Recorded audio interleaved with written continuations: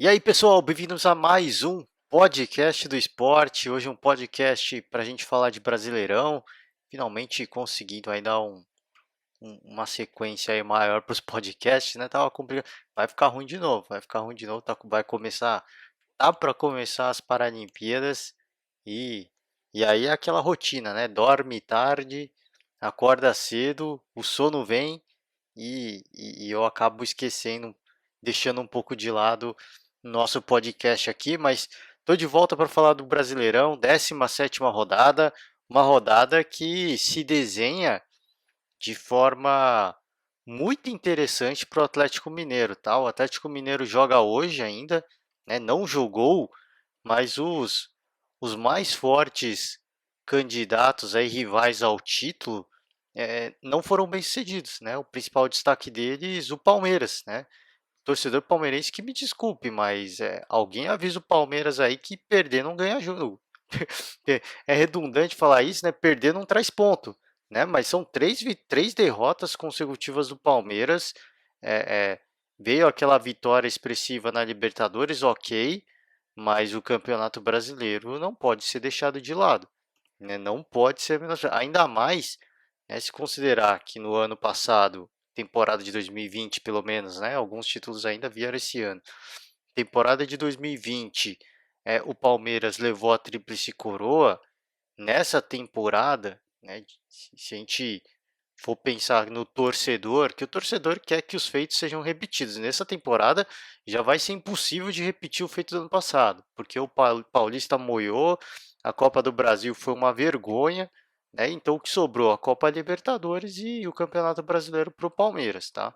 Então, é claro que não há demérito nenhum, até porque o Atlético Mineiro faz um campeonato absolutamente retocável, fez os seus investimentos, o time está ganhando, tá jogando muito, mas é um pouco inexplicável essas três derrotas consecutivas e essa última aí com todo respeito, tá? Todo respeito à equipe do CA, do Curitiba, do Cuiabá, ou perdão, Ceará, do Cuiabá. Todo respeito à equipe do Cuiabá, mas o Palmeiras perder por 2-0 jogando no Allianz Parque é no mínimo vexatório, né? No mínimo vexatório. Mais uma vez, todo respeito à equipe, né, do Cuiabá. Antes disso, o Palmeiras na 16ª rodada, né, o Palmeiras também não foi bem sucedido, né, perdendo aí para o Atlético Mineiro, rival direto ao título, né? Essa é uma partida importante para ser vencida, porque é um rival direto, né? Então, e antes disso, aí na 15ª, mais uma derrota jogando em casa, 3-2 para o Fortaleza. Então, essas últimas três rodadas, né, já são duas partidas fundamentais que o Palmeiras tinha que ter ganho, porque são concorrentes diretos, né? O Fortaleza e o Atlético Mineiro. E essa última, então, foi no mínimo vexatório, tá? No mínimo vexatório. 2-0, mais de 50 cruzamentos na área, se eu não me engano, foram 51 cruzamentos na área. Claro, né? Aí, se a gente for ser justo também, a gente vai ver as boas chances perdidas pelo Palmeiras. E não foram perdidas, né? O goleiro Walter do Cuiabá fez grandes defesas, né? Mas o Davidson cabeceou muito bem, foi a principal arma ofensiva do Palmeiras e o Walter foi o paredão do jogo, né? E o Cuiabá marca logo no começo com o Cleison e depois fecha a fatura já, mas com a partida entregue, faz o gol com o William Correia. E esse gol do Cleison foi determinante para o resultado, né? Foi determinante, que o Cuiabá aí se fecha, né? Corre o risco, mas se fecha muito bem. O Walter estava em um dia inspirado, né? O próprio Everton falou, né? Depois do jogo, é aquela partida que a gente vai jogar mais 2 dias, a bola não vai entrar, o, o, o goleiro do Cuiabá em estado de graça, é aquela partida para onde as coisas dão errado, né? Mas se você está num dia ruim e você não consegue fazer gols, você não pode tomar gol. Ainda mais os gols como foram os dois gols que o Palmeiras tomou. Foram dois erros defensivos ali que não condiz com um time que é recém-vencedor da Tríplice Coroa, recém-campeão da Libertadores, não condiz com uma equipe que tem tantos títulos recentes. Então fica aí essa, essa reclamação, essa bronca, porque Libertadores já passou. Tá? E repito, né, por mais que o Palmeiras tenha ameaçado, tenha criado as chances, é no mínimo vexatório perder de 2-0 para o Cuiabá jogando em casa. No mínimo vexatório. Então, justiça seja feita, né, para as grandes defesas do Walter e pela frieza também, né, tanto do Cleison quanto do William Correa, que os dois clareiam a jogada e foram dois belos gols, indefensáveis para o goleiro Everton. Agora, se você não consegue fazer gol, se não está um dia inspirado para marcar, você também não pode tomar.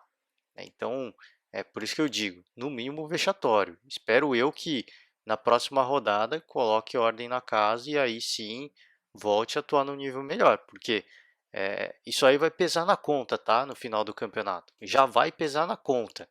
O Palmeiras, querendo ou não, foram duas partidas em casa e dois duelos com adversários diretos no topo da tabela. É o Atlético e o Fortaleza. Então, é, é, isso vai pesar muito, tá? Lá na frente. Então fica essa, esse, essa crítica, mas claro, mais uma vez dando todo o mérito também à equipe do Cuiabá que se fechou muito bem, o goleiro defendeu demais e é isso, cara. É isso, é aquelas partidas onde que a gente sempre fala, né? No Campeonato Brasileiro você vai oscilar, independentemente se você está jogando bem ou não. O Galo vai oscilar, né? Tem esse típica partida onde a bola não entra. Isso acontece. Agora, se a bola não entra, você também não pode tomar, tá? Então fica esse, essa reclamação aí, essa bronca, mas até porque é o que eu falei, a Libertadores já passou. Agora virou a chave e é Campeonato Brasileiro. E de novo, o Palmeiras não tem obrigação nenhuma de ganhar o Campeonato Brasileiro, mas é o que eu falo, né? Para o torcedor, existe agora uma obrigação moral de levar o Brasileirão, né? Até pela forma como foi eliminado na Copa do Brasil, por ter sido eliminado pelo São Paulo, perdeu o título pro São Paulo no Campeonato Paulista. Moralmente para o torcedor é meio que uma obrigação, mas não tem obrigação nenhuma, né? Se a gente parar para pensar que a forma como vem desempenhando o Atlético Mineiro é muito complicado, tá? Você dizer que uma equipe tem obrigação, sendo que outra está jogando da forma absurda como vem jogando o Atlético Mineiro. Mas se espera muito mais da equipe palmeirense, da equipe alviverde, sem dúvida nenhuma. Se espera muito mais, ainda mais jogando em casa. Né? Então se espera muito mais. Uma equipe que deixou escapar uma boa oportunidade, o Fortaleza. Empatou em 1-1 com o Juventude, jogo fora de casa, é bem verdade, mas deixou escapar. Né? Consegue vencer o Palmeiras jogando no Allianz Parque, mas não consegue vencer o Juventude fora de casa, é no mínimo uma curiosidade. Mas enfim, jogos fora de casa é aquela coisa, né? Mais importante é pontuar. O que você precisa fazer é vencer os adversários direto. Fortaleza fez uma das tarefas, mas perde uma grande chance, mas uma grande chance aí de passar o Palmeiras e assumir a vice-liderança. Talvez tenha sido a melhor oportunidade, tá? Porque agora passa-se aquela euforia da Libertadores do Palmeiras e é natural de se imaginar que na próxima rodada a equipe alviverde eleve o nível do seu futebol. Então, o Fortaleza deixou escapar uma grande oportunidade, tá, de assumir a vice-liderança. Tá? Esse quarto colocado, o Flamengo, também outra equipe aí, outro rival direto, outro concorrente ao título, que patinou, né? Deixou o torcedor atleticano ainda mais contente. Tá? O Flamengo 1-1 jogando contra o Ceará no Castelão. O Ceará sai na frente, o gol do Vina e o Vitinho faz um belo gol para empatar a partida. Né? Deixa escapar uma grande oportunidade também o Flamengo de chegar um pouquinho mais perto ali do Palmeiras e do Fortaleza, ambos empatados em pontuação, né? Mas um pouquinho mais distante do Atlético Mineiro. É, é, deixou escapar uma boa oportunidade, né? Até pelo momento que, todo respeito à equipe do Ceará, lógico, mas até pelo momento que vive o Flamengo, nessa fase goleadora, essa fase agressiva, né, o time jogando muita bola, é, é, era de se esperar que o Flamengo fosse vencer essa partida até com uma certa tranquilidade, né? Isso não se concretizou. Grandes méritos da equipe do Ceará, óbvio, mas era natural a gente imaginar que projetar pelos resultados recentes que o Flamengo fosse levar essa partida, empatou, e quem fica contente com isso, mais uma vez repito, é o torcedor do Galo, né? O torcedor do Galo deve estar aí em estado de graça, né? Porque se de repente vence hoje, amplia aí, abre uma margem de pontos bastante significativa para o vice colocado.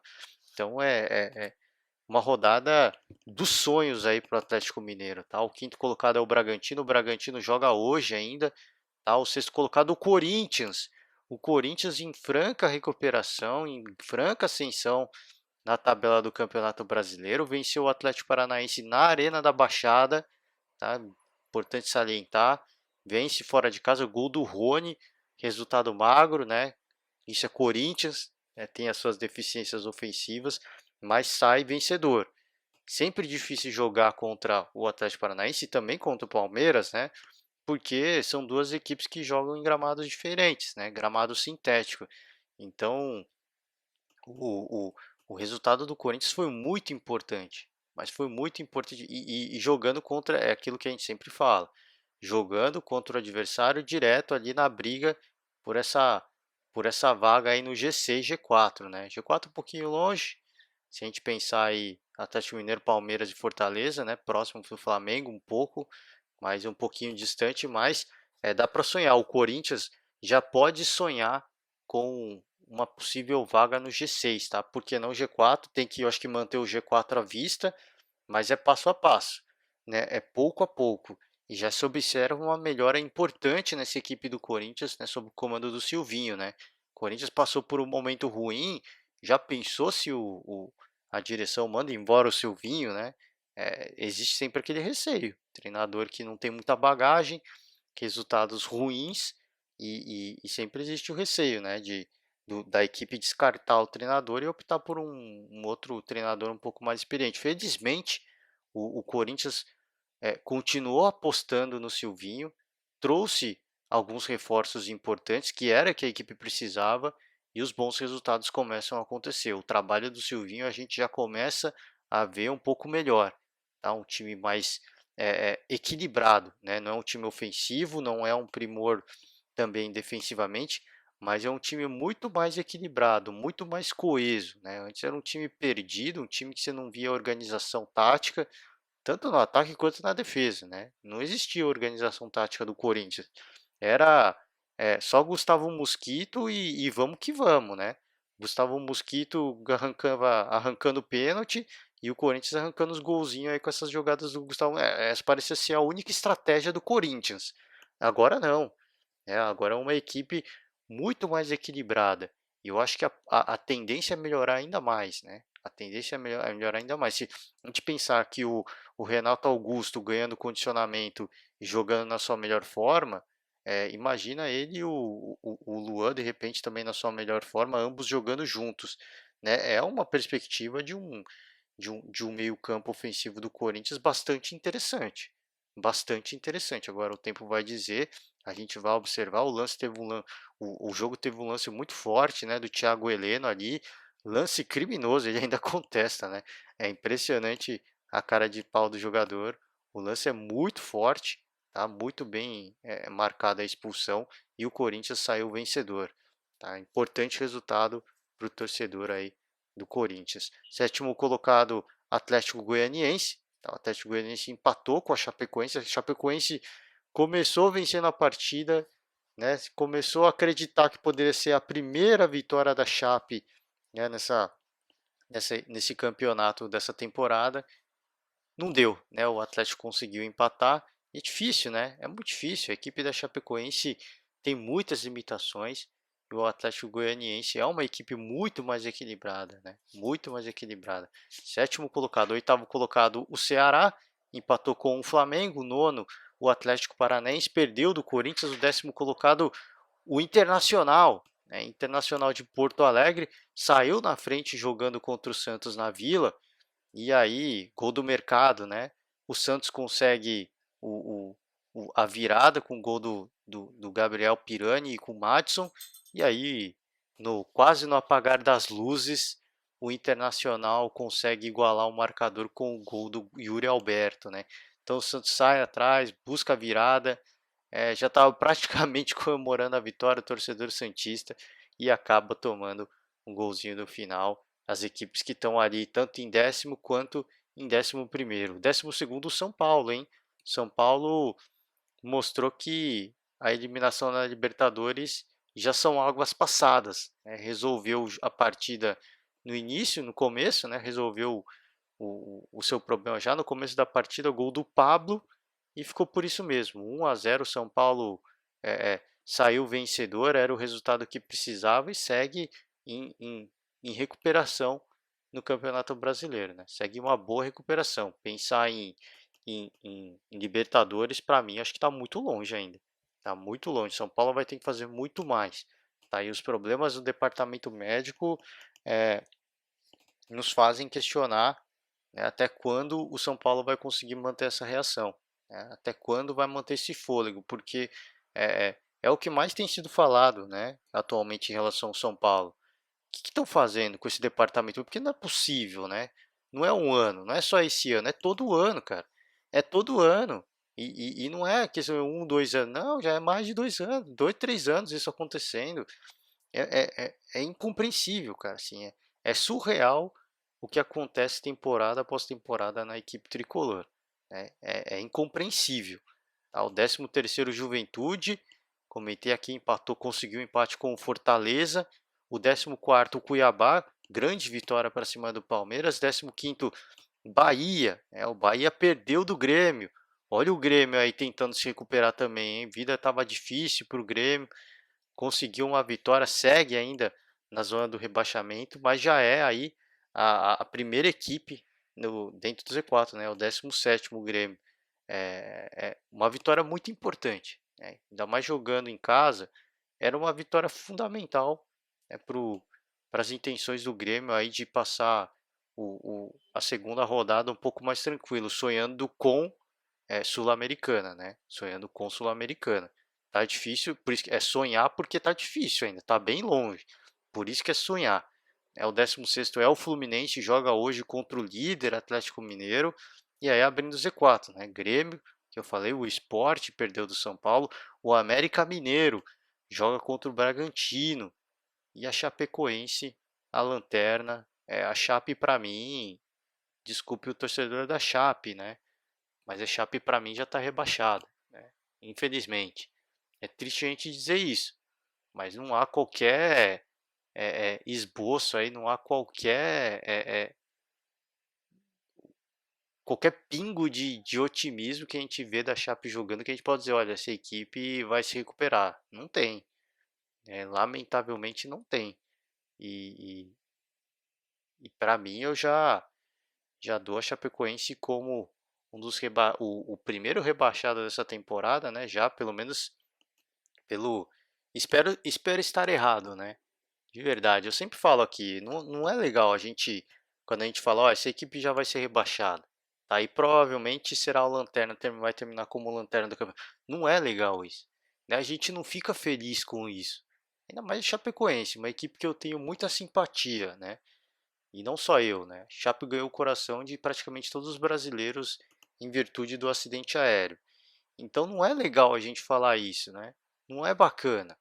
Uma equipe que caiu, conseguiu, teve o problema do acidente aéreo, se reergueu, caiu para a Série B, voltou para a Série A. A gente imaginava que ia voltar um pouco mais forte, mas tá aí, cara, amargando a lanterna e sem qualquer vislumbre de uma melhora, né? No, no, na sua participação desse campeonato brasileiro da Série A, tá? Infelizmente, infelizmente.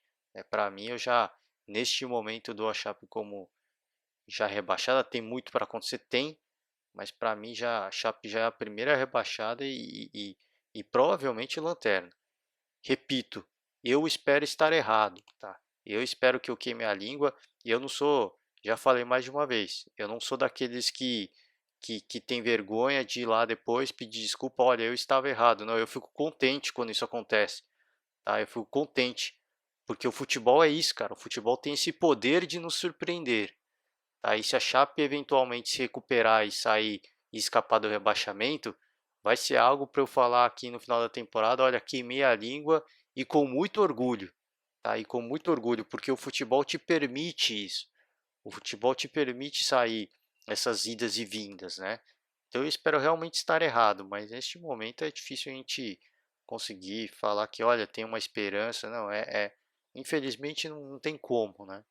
Infelizmente não tem como. Falar brevemente da Série B, tá? Que a Série B também tá pegada, né? Várias equipes aí é, é, extremamente vitoriosas que acabaram caindo. Curitiba, o líder da Série B, o Curitiba fazendo a sua lição de casa, né?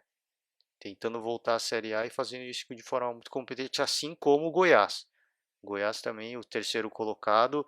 Botafogo é o quinto colocado, bem perto ali do G4, mas na quinta posição, né? Mas bem perto. Dá para sonhar, dá para continuar sonhando, tem que continuar buscando. Agora quem está um pouquinho longe é o Vasco, é o 11º colocado. É difícil a gente imaginar que o Vasco vai voltar para a Série A pelo menos nessa temporada, tá? Muito difícil. Outra super equipe, né? Super tradicional no nosso futebol, o Cruzeiro. O Cruzeiro está em 14º, passou dias difíceis ali na zona do rebaixamento, tá, da Série B, hein? O Cruzeiro conseguiu aí uma recuperação importante, mas também muito difícil a gente imaginar que o Cruzeiro vai brigar aí para voltar para a Série A. Muito difícil. Muito delicada ainda a situação do Cruzeiro, principalmente financeiramente, né? Enquanto tiver esses grandes problemas financeiros, infelizmente não tem muito o que fazer, né? O clube não consegue se reforçar, os que estão lá, salário atrasa e o cara não joga o 100% dele. E é isso, cara. É isso. A vida do Cruzeiro, infelizmente, a gente fala, a gente espera ser surpreendido, mas é muito difícil de imaginar, tá, que o Cruzeiro essa temporada vai conseguir alguma coisa. E até no ano que vem, tá? E até no ano que vem, o torcedor do Cruzeiro que me desculpe. Mas é difícil se pensar que o Cruzeiro vai ter que pôr a casa em ordem, né? Acertar as contas. Vai ser pelo menos uns 2, 3 anos ainda na Série B. Tá? E tomando cuidado porque já simpatizou ali, já flertou com a Série C, né? Então E eu não sei, ainda não sei em que pé que anda aquela situação do Cruzeiro, tá? Da, da Série C, né? Que falou que o Cruzeiro ia cair direto, todo mundo falando que muito provavelmente ia acontecer, que o Cruzeiro não conseguia pagar a dívida, enfim. Diz que pagou, né? Recentemente saiu a dívida, saiu a notícia aí de que o Cruzeiro pagou a dívida, que poderia, né, determinar aí o rebaixamento direto para a Série C. O presidente do clube falou que pagou, né? Agora a gente não sabe de fato como é que isso se deu, o quanto que isso vai comprometer ainda mais as contas do clube. É por isso que eu falo, né? Paga uma dívida, mas provavelmente abriu outra dívida no lugar, né? E dívida a gente sabe, né? São dívidas milionárias, os juros também são milionários, o clube fica ainda mais endividado. Por isso que eu falo, o torcedor que me desculpe, mas se a gente parar para pensar na situação que vive o Cruzeiro, é difícil imaginar que em 1 ou 2 anos o Cruzeiro vai ter condições de voltar para a Série A. Aí se de repente consegue voltar, difícil se manter. Difícil se manter na Série justamente por conta de todas essas limitações de orçamento que vai ter a equipe do Cruzeiro, tá certo? Com isso eu fecho o podcast de hoje, tá? Quero desejar para todo mundo aí uma grande semana, né? Quiser que o convite sempre fica aberto, né? Quiser que eu falo de outro campeonato, quiser que eu falo do seu clube de coração, deixa aí o seu comentário, né? Deixa o comentário aí embaixo, a gente vem no próximo podcast e tenta trazer mais debate para vocês, tá certo, galera? Boa semana para todo mundo, um forte abraço e até a próxima. Tchau.